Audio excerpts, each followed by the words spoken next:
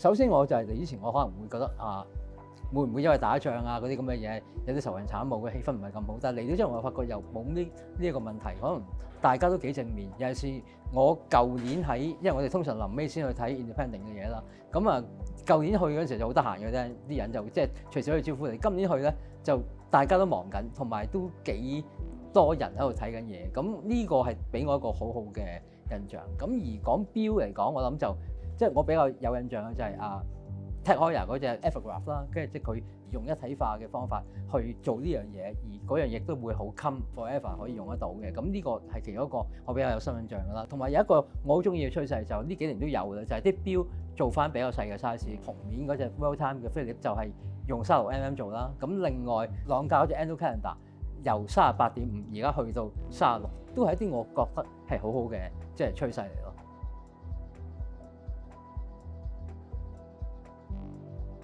咁第一隻咧就係 Patek Philippe 嘅7129J 36mm 黃金嘅一隻 World Time。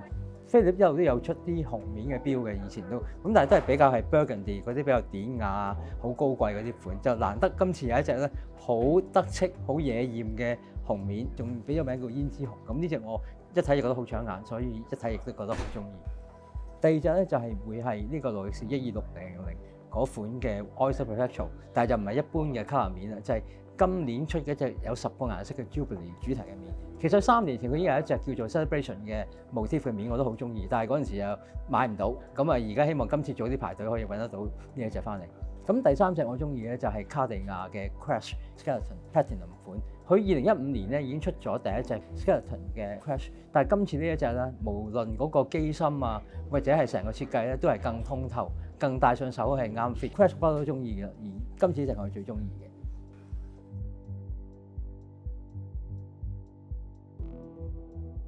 咁或者講一講第一隻啦，覺得affordable 嘅。如果你排得到隊 affordable 啦，就係頭先講咗勞力士嘅嗰隻 Jubilee 面嗰隻錶，就唔使多解釋啦。頭先已經講咗。